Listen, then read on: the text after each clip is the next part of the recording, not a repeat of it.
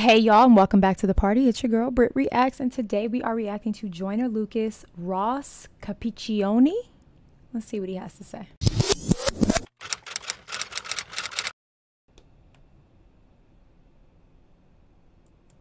The video you're about to see is based on true events that took place in Detroit on June 6, 2007. Viewer discretion is advised.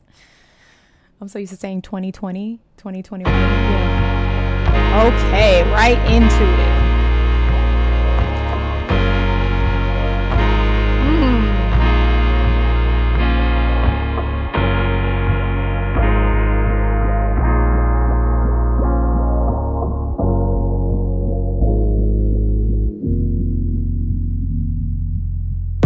Up at 7, my days seem more than I prayed for. Got dressed to head out and ride to school on my skateboard. New kid in class, I sat alone taking notes while the hoodlums were making jokes at the clothes that my mama paid for. Seemed like everyone was a part of some gang invasion. Tattoos and initiation, parole and some on probation. Soaking up the vibe as I study for information, cause lately I've been deprived of a normal day. But today on my way to eat lunch, some kid approached me.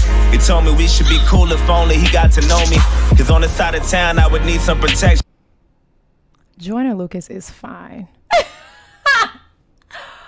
This might be the first time I've actually seen him, like, yeah, because the first video was him and Eminem, and I don't feel like I got a really good close-up look of his face. The second one was I'm not rhymes with Casist, and he wasn't in it. That up close shot of that smile, sir. Okay, off topic. I know, I'm so sorry. I just had to go with that observation. The video opens, and clearly we are now flashing back to how this kid's day started, and we will see how it ended in the way that it was when the video first opened up. And now I'm immediately compelled to go like Google all about this story, because I am into true crime stories and documentaries, and I'm like, what is this story? I've never heard of this. Anyway, I'm sorry, I got super distracted. It was like, squirrel! Let's get back to it. He told me we should be cool if only he got to know me, cause on the side of town I would need some protection. It's crazy, reckless, and dangerous unless I'm some sort of gangster. I'm only safe with the police. He said his name was, I dapped him up at the buses. Was kinda skeptic about him at first cause I didn't trust him. And the more I got to know him, I couldn't tell what his motives were, hoping that he was sincere. Something told me let go, but the only thing on my mind was patience. Searching twice for a different life, I was tired of waiting. Plus me and had similar views and conversations infused with knowledge, mainly about school and college. That was my truth, but regardless, he was type cool when I was with him. Introduced him to my family, they were rocking with him. My mama told him, make sure you look out for my son. Is that his real mom, guys? Let me know in the comments. Is this the Ross Capicchioni?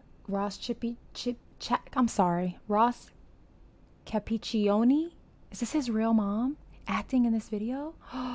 And before she could finish her sentence, he quickly just interjected and said, don't you even stress that I got it under control. It's been 2 months since we met, it seems like we've gotten close. Some cat approached me and tried to beef with me, I just froze. And I see pounding and stomping, homie, rid out his clothes. Called me his brother and told me he got me to the fullest. Even if that means bullets, bullies, gangs, AKs, and choppers to their killers. That's the realest shit I ever witnessed. A few weeks later, my uncle sold me a Honda Civic, a 93 with no license plates and no registration. Just thinking about every place I'ma go when I finally get it. And then he asked me for a ride around the block, some distance from where I was parking. Instantly I knew that spot was sketchy, my mama would kill me. My intuition told me not to, I knew it was wild, and plus I knew it had no business or place on that side of town. And I read about some chick who went lurking without a sound and got murked and a body found in the dirt with 1,000 rounds. It was worse than abandoned. Alright, so we've met a friend at school, and we are leery of him. We are not immediately trusting of him, but after 2 months, he's kind of proved himself. A kid tried to tussle with you. He took care of it. He told you he was going to hold you down. Now you got this new car. He wants you to spin the block and take this car to a area of town that you know that you're not supposed to be in. That's where we are. Builders and bandits, villains and scammers and killers, provoking gangsters. But maybe I'm overthinking. Maybe I might be straight just as long as I pump the brakes and try not to think about it. Just trust I'll be fucking safe. And then I told him let's go. Hop in. He dabbed me up, started telling jokes the whole ride there. Had me cracking up as we were getting closer. I felt funny, my stomach turned. And then he told me go left, make another turn, go right, and drive slow. As I looked, it was all abandoned and quiet. Not a single person in sight, nobody standing. And right when I pulled the car to the side, he said right here there and sit still. Turn the car off and chill. And I start to panic, he told me relax. Then he pulled the keys out the ignition and hopped out and laughed. Then my light flashed in an instant. He inched to my driver door and I tried to lock it. I couldn't. He ripped me right out my seat and then grabbed the side of his jeans and then put out the shotty. And all I heard was a screech and he shot my arm into pieces. I'm thinking I must be dreaming. And another shot to my chest and my stomach squeezing my breath from my lungs collapsing. I'm down on my fucking knees asking him why. He looked at me. I looked him dead in the eyes and he smashed my face with the barrel. Knocked all my teeth to the sky. And I heard a sound of the shot. He cocked back. He pressed the heart against my head and blew my fucking top back. Boom. I'm still conscious, I'm breathing, I'm still moving, no clue as to why I'm not dead. All this blood that I'm losing and I heard my car drive off. Then I looked up and seen the sun and that was all that I saw. Then I heard my conscience tell me, get up, nigga, get up. You're losing blood, oh my, don't fall asleep. What was the reason? It couldn't have been that 93 Civic. What was the reason? Oh, always trust your gut, guys. Always trust your gut. He said it. He didn't trust him. He didn't want to go. Oh. Sleep or you'll die. Stay awake and move as much as possible. There's no time. Find some help and try to yell. You ain't too well, oh God. Wake up, nigga. Wake up. Wake up, nigga.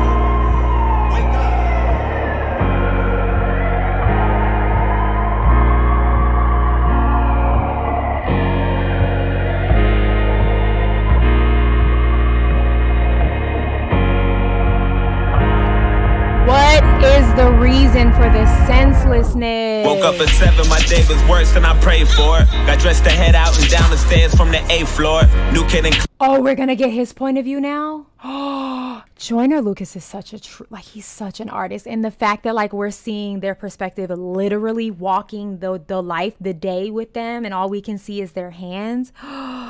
He's so good. It was worse than I prayed for. Got dressed to head out and down the stairs from the 8th floor. New kid in class, he sat alone taking notes while my niggas were making jokes at the clothes that his mama paid for. Had no family, but was cool with the local gangsters, tattoos, and some on parole and probation for breaking rules. That life was all I knew. All I wanted to do was cruise, smoke weed, and say fuck school. Wanted guidance, cause all my role models I would look up to was indicted or young dudes with no logic. I went to church to the pastor, said fuck you, now violent. And this gang that always looked out for me, vouched for me and adopted. He said he went to church until the pastor made him feel unwelcome and he turned violent. Ooh, that's real deal right there. As a Christian woman, I'm telling you, that's real deal. So many times we turn people away who need us the most. This is crazy. Fuck you, now violent. And this gang that always looked out for me, vouched for me and adopted me, said they wanted to rock with me and I wanted to get down. Guess there was something missing, everything comes with a price. But there's only one condition, all you gotta do for initiation is kill an innocent victim and leave them there with no witnesses or no snitches. If you do that, you down with the clique. And that's for life, so don't you ever think you're getting out of this shit. I thought about it. Soaking up the vibe as I study for information, trying to choose my victim, plotting the weakest prey. But today on my way to eat lunch, I approached him and told him we should be cool if only I got to know him. Cause on his side of town, he would need some protection. It's crazy, reckless, and phony, unless he's some sort of gangster. He only saved with the police. He said his name was so I dapped him up at the buses. Was kinda skeptical about me at first cause he didn't trust me. Then the more he got to know me, he couldn't tell what my motives were, hoping that I was sincere. But little did he know I was trying to snake him and pop and break him. Just need the perfect opportunity, I'm tired of waiting. Had murder running through my head, I knew the death was coming. He introduced me to his family, I was jealous of him. His mama told him, make sure you look out for my son. And before she could finish his sentence, I quickly just interjected and said, don't you even stress it. I got him to the fullest, even if that means bullets, bullies, gangs, AKs, and choppers till they kill us. I was lying to the fucking limits. Took advantage when he said he had that Honda Civic, a 93 with no license plates and no registration. Just thinking about every place I'ma go when I finally kill him. And then I asked him for a ride. The timing of which he wrote these verses and then how it's playing out also, right? Like, for instance, the mom putting his hand, we got the perspective from Ross, but then we get the perspective of the mom putting his hand on the shoulder, on the arm, and saying, take care of my son. And then we get the same perspective of him in the hallway saying, I got you through this, and that. You know what I mean? And he's saying it as if he said it to the mom. But when we heard it from Ross's point of view, it was like Ross was saying it in the hallway. Like, the timing of all of that is so cool and just well done. I don't think that's Ross's real mom. I mean, it could be. I just think this is just, everyone in here is phenomenal actors. This is breaking my heart to know that this is a true story. It's breaking my heart. It's breaking me, y'all. It's breaking me. Around the block, some distance from where he was parking. Instantly, I knew my chance was coming. I'm ready to drill him. Then he told me, let's go. Hop in. I dapped him up and started telling jokes. The whole ride did. Had him cracking up as we were getting closer. He felt funny. I think he knew something was coming. That look he had was enough to tell me, but fuck it, go right and drive slow. As he looked, it was all abandoned and quiet. Not a single person in sight and nobody standing. And right when he pulled the car to the side, I said, right here, sit still. Turn the car off and chill. Then he started to panic. I told him, relax. Then I pulled the keys out the ignition and hopped out and laughed. Seen his light flash in an instant. I inched to his driver door. Then he tried to lock it, he couldn't. I ripped him right out of the seat and then grabbed his side of my jeans and then put out the shotty. I cocked it twice till he screamed and then shot his arm into pieces. I'm watching his blood leaking and another shot to his chest. Seen his stomach squeezing his breath and his lungs collapsing. He down on his fucking knees asking me why. He looked at me, I looked him dead in the eyes and I smashed his face with the barrel. Knocked all his teeth to the sky and then sound of the shot, he cocked back. I pressed the hard against his head and blew his fucking top back. Fucking car. Fuck.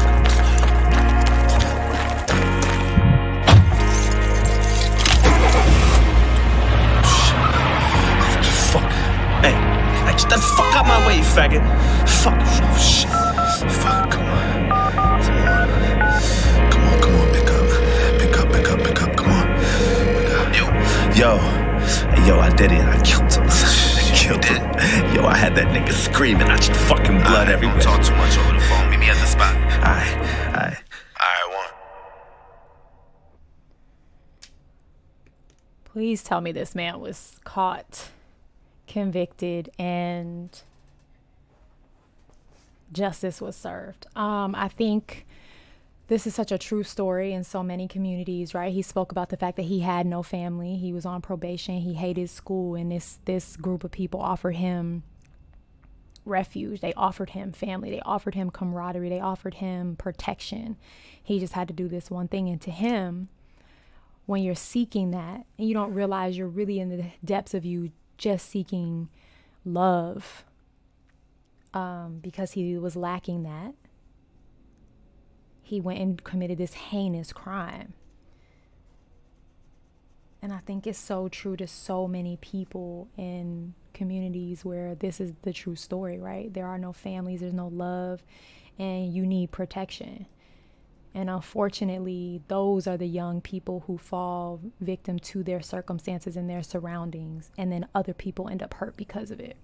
And this is in no way, shape, or form an excuse, but I think he brought it up in the song, and I think there was a reason he brought it up in the song, because this is the reality for so many young people in these areas who deal with things like this. This is their real reality. And in order for them to survive, they do the worst in their mind, right? They think this is the only way I can survive. It's the only way I can have people who back me up. It's the only way I can have people who love me. It's the only way I have people who can help provide for me. You know, I got to do this horrible thing. And innocent people every single second of the day are losing their lives because of it. And that was such a brilliant depiction. And I don't know the true whole story, right? Like he said, this was a true story, so I'm going to go with the fact that it was true, but I don't know all the ins and outs of the case. And I'm going to assume, though, that this was art imitating life. It's devastating. It's heartbreaking. Honestly, it's heartbreaking. And well done to Joyner for that, for the music, to have to write. He's just so tapped in. He's so tapped in. Ooh. All right. This one rattled me. It rattled me. I feel like I'm going to be thinking about it for a while. God bless Ross. I'm so sorry if I completely obliterated his name. That was not my intention. God bless him and his family. God bless Joyner Lucas for bringing light to the situation and hopefully changing lives.